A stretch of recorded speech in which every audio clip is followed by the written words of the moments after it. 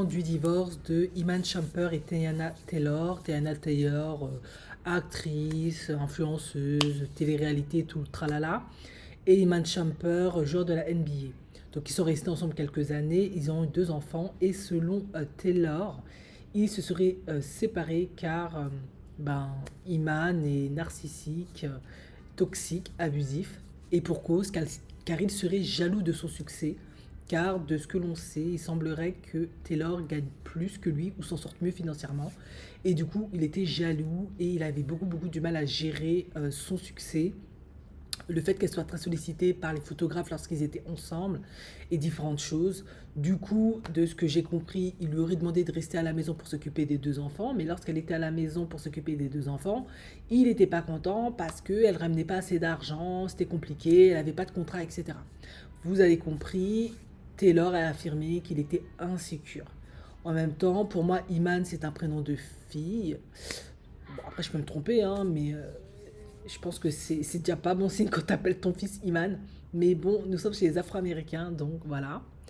Du coup, ils ont fini par divorcer parce qu'elle n'en pouvait plus, plus toutes les infidélités et toute la toxicité qui lui faisait vivre au sein de ce mariage.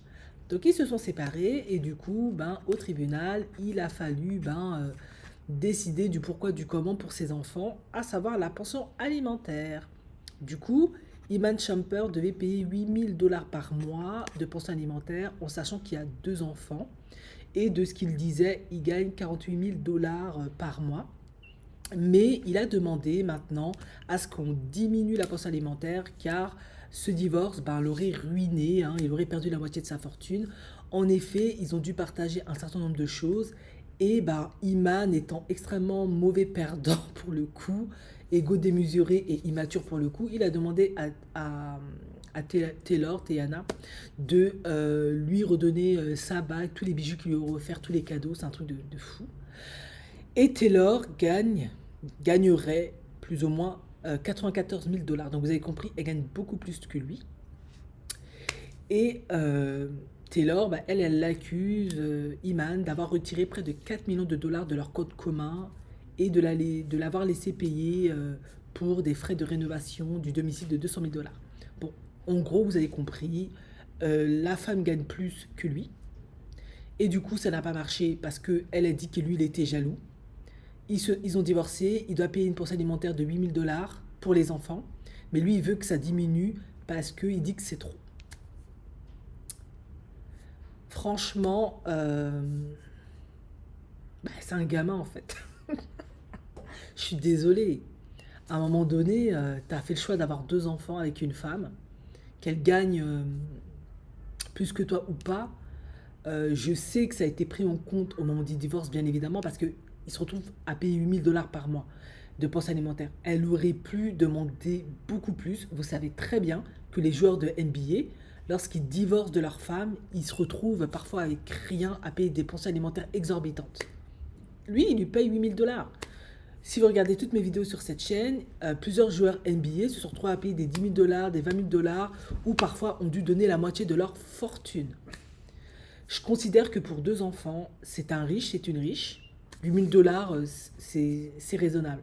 Pourquoi? Parce qu'il faut tenir compte du fait qu'on est aux États-Unis, c'est des enfants de privilégiés, ils iront dans des écoles privées. Les frais de santé aux États-Unis, ça coûte extrêmement cher.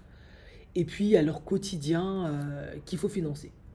Donc, 4 000 $ par enfant, vu que c'est un millionnaire, multimillionnaire, et elle, c'est une femme qui a du succès, c'est raisonnable.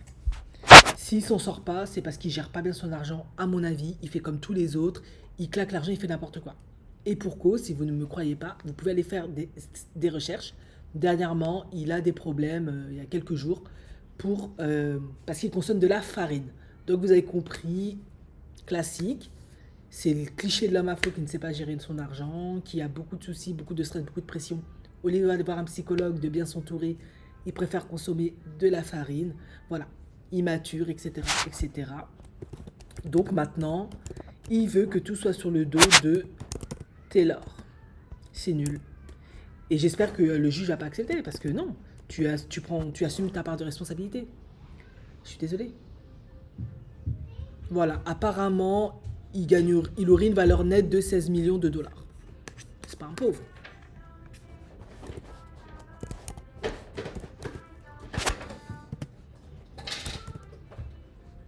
Et Taylor Champer. Ouais. Teyana Taylor, du coup, pour le coup.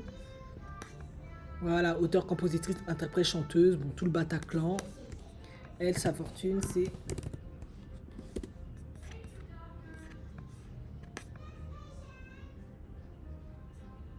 Ouais, plus ou moins un peu plus. Mais c'est équivalent, quoi. Après, la différence, c'est qu'elle, elle est chanteuse. Donc, à mon avis, voilà, 30 millions. Ouais, il a beaucoup plus. Mais elle a quand même plus parce que lui, il a joué 10 ans à la NBA. Donc on va dire qu'il arrête, il a plus d'entrée d'argent, s'il n'a pas de partenariat de contrat, plus d'entrée d'argent, il consomme, il gère pas, donc ça diminue. Elle est chanteuse, interprète, actrice.